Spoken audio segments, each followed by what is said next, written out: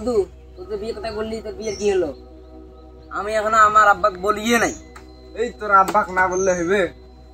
আমি তো বলার সাহসও পাইতেছি না। এই আজকে তো যা বলিস। ঠিক আছে, আজকে যা বলবো।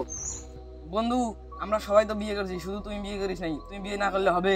আচ্ছা যেমনি হোক আব্বার কাছে যা বিয়ের কথা কইতে হবে। বন্ধু তাহলে আজকে যা তোর বাপক কইস।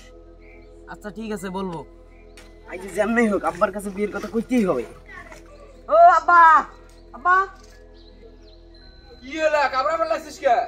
আব্বা আমার কাছে বিয়ে দিতে হবে। আমার সব বন্ধুর বিয়ে হয়ে গেছে, শুধু আমার হয় নাই। তোর এখনো বিয়ের বয়স হয়েছে, তুই বিয়ে যাস? বিয়ে না দিলে আমি ভাত টাঙে মরবো। আচ্ছা ঘটকের সাথে আমি কথা বলতেছি। আমি আজকেই বিয়ে দিতে হবে, আজকেই কথা বলতে হবে ঘটকের সাথে।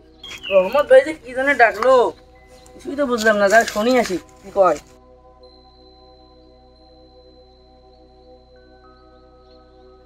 ও রহমত ভাই, কিছুই তো করলেন না, কি জন্য ডাকছিলেন? ঘটক আসছেন, এইখানে আসেন।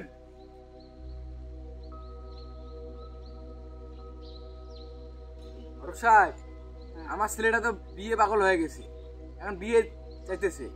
কোনো মেয়ে কি আপনার খোঁজে আছে? ভালো মেয়ে তো একটা খোঁজে আছে, কিন্তু ছেলে কি করে? ছেলে তো বেকার, এখন বিয়ে চাইতেছে, কি করা যায়? আচ্ছা ঠিক আছে, দেখতেছি কি করা যায়। আব্বাকে তো সেদিন বিয়ের কথা কইলাম, যা শুনিয়েছি কি করি।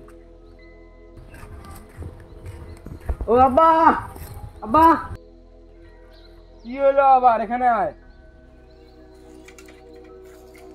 আব্বা সেদিন যে বিয়ের কথা কইলেন কি হলো? ঘটকের সাথে তো কথা বললাম, কোনো বেকার ছেলের বিয়ে হয় না। তাহলে আমার মরা ছাড়া গতি নাই। মজা তাইলে মুই তোর বিয়ে দিবের পাবান। আমার আর বিয়ে করা হইলো না।